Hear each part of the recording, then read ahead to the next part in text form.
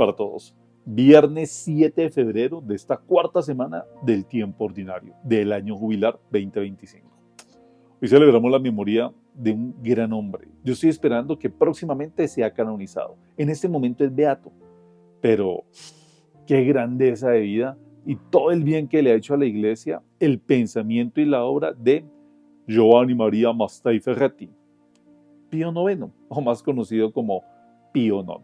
Él, italiano, nace en una familia aristócrata, en una familia emparentada con la nobleza italiana, cuando había nobleza allá, y desde muy pequeño tuvo muy buena formación. Pero ¿qué le pasaba? Resulta que él era muy frágil de salud, sufría epilepsia.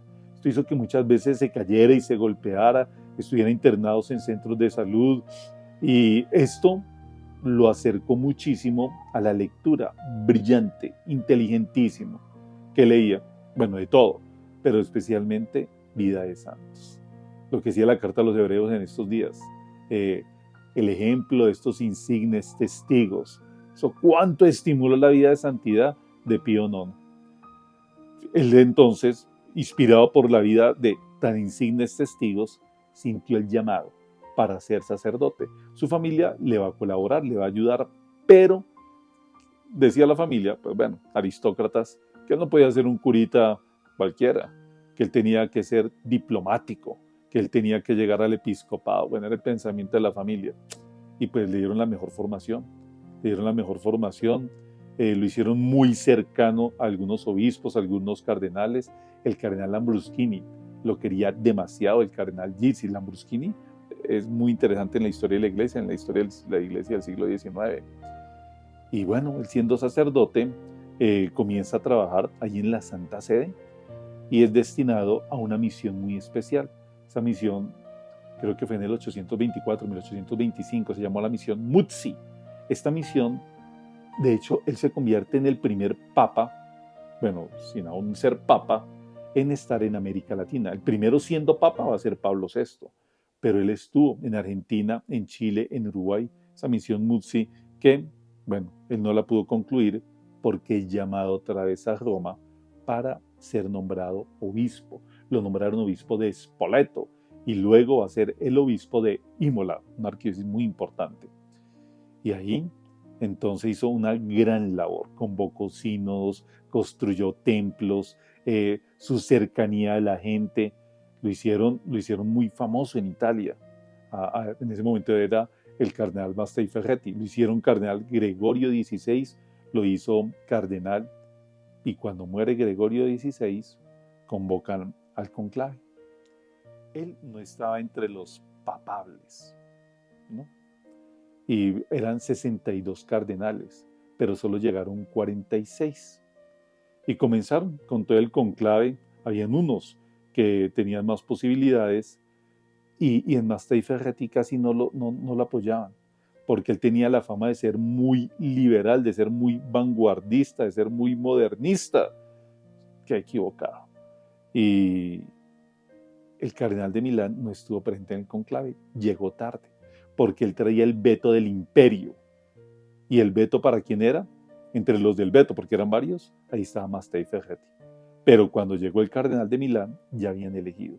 Y al que eligieron fue a Mattei Ferretti, que adoptó el nombre de Pío IX. Se convierte en el pontificado más largo de la historia, sacando a Pedro, ¿no? Porque de Pedro no tenemos referencia a cuánto tiempo fue su pontificado. Entonces fueron del 1846 a 1878, 31 años, casi 32 años, se convierte en el periodo más largo en que haya estado un papa allá en la sede de Pedro. Y él, cantidad de cosas. Primero, el Concilio Vaticano I, él es el quien lo va a convocar. Segundo, era diplomático, ¿no? Estableció concordatos con casi todos los países, lo que como reformó y como hizo más eficiente la curia romana. O sea, era realmente un pastor. Su cercanía a la palabra, a la Biblia, lo que le invirtió, no refiero a recursos, ¿no? Sino realmente en tiempo a promover la lectura de la palabra. Un gran hombre, el Papa Pío IX, que le tocó muy difícil.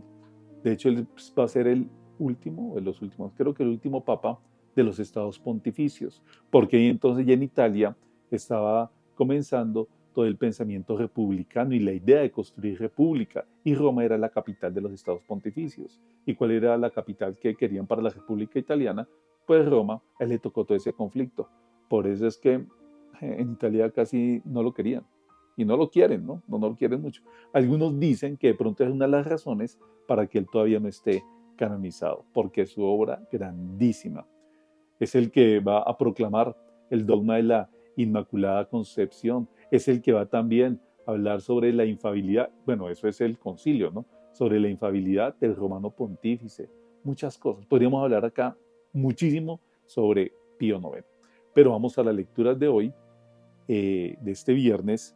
La primera, tomada de la carta a los Hebreos, capítulo 13, versículo del 1 al 8. Hermanos, conserven el amor fraterno y no olviden la hospitalidad. Por ella algunos, sin saberlo, hospedaron a ángeles. Acuérdense de los presos como si estuvieran presos con ellos, de los que son maltratados como si estuvieran en su carne. Que todos respeten el matrimonio, el lecho nupcial, que nadie lo mancille, porque a los impuros y adúlteros Dios los juzgará. Vivan sin ansia de dinero, contentándose con lo que tengan, pues él mismo dijo, nunca te dejaré ni te abandonaré. Así tendremos valor para decir, el Señor es mi auxilio, nada temo. ¿Qué podrá hacerme el hombre? Acuérdense de sus guías, que les anunciaron la palabra de Dios. Fíjense en el desenlace de su vida e imiten su fe. Jesucristo es el mismo ayer y hoy y siempre. Palabra de Dios, te alabamos, Señor. Jesucristo es el mismo ayer, hoy y siempre. Hace 25 años. Ese era el lema del jubileo del año 2000. Qué lindo, qué linda esa lectura. Acuérdense de sus guías. Otras traducciones dice, acuérdense de sus pastores.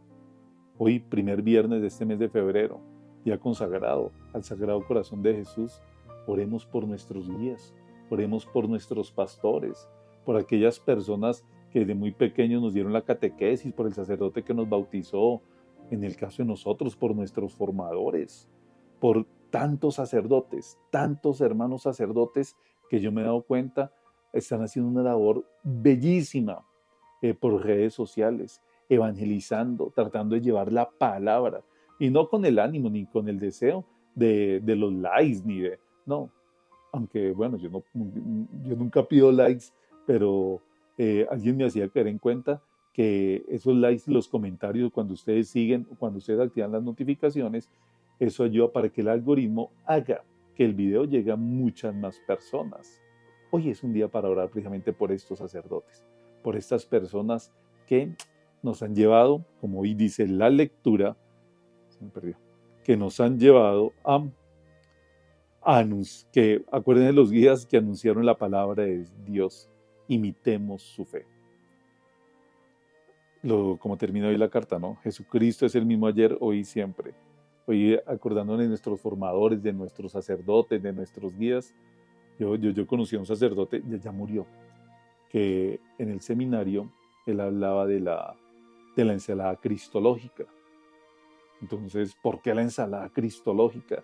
Y él decía, porque esta ensalada es la misma de ayer, la de hoy y la de siempre.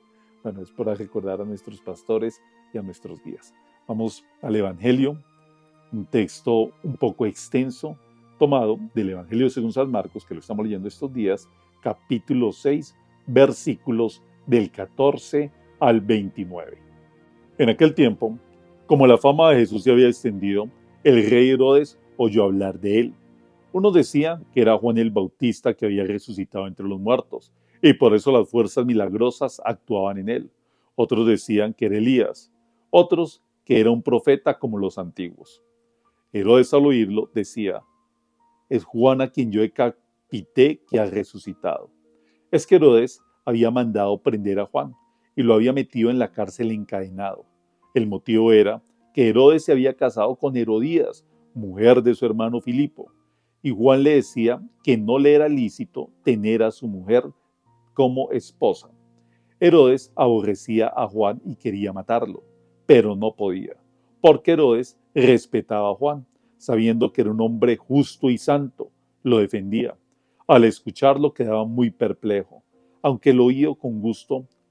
La ocasión llegó cuando Herodes, por su cumpleaños, dio un banquete a sus magnates, a sus oficiales y a la gente principal de Galilea. La hija de Herodías entró y danzó, gustando mucho a Herodes y a los convidados. El rey le dijo a la joven: pídeme lo que quieras, que yo te lo daré. Y le juró: te haré lo que me pidas, aunque sea la mitad de mi reino. Ella salió a preguntarle a su madre: ¿qué le pido? La madre le contestó: la cabeza de Juan el Bautista. Entró ella enseguida, a toda prisa, se acercó al rey y le pidió: quiero que ahora mismo me des en una bandeja la cabeza de Juan el Bautista. El rey se puso muy triste, pero por el juramento y los convidados no quiso desairarla. Enseguida le mandó a uno de su guardia que trajese la cabeza de Juan.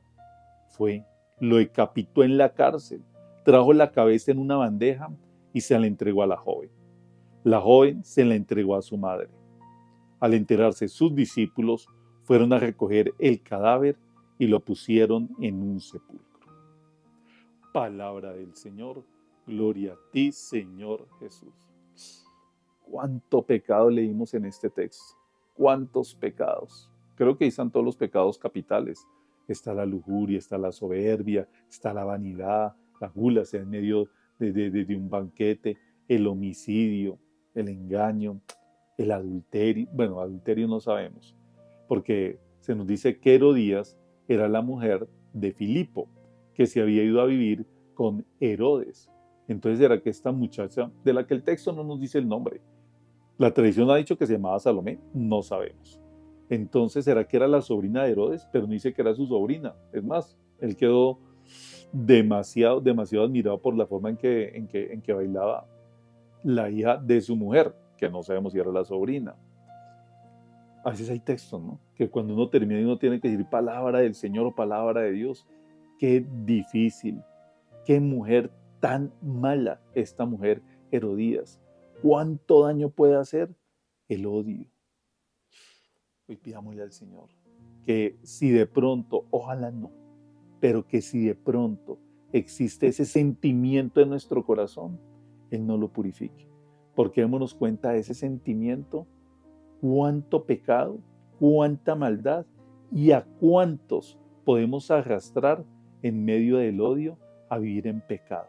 Esta muchachita cayó en el pecado, en el homicidio, por culpa de su mamá.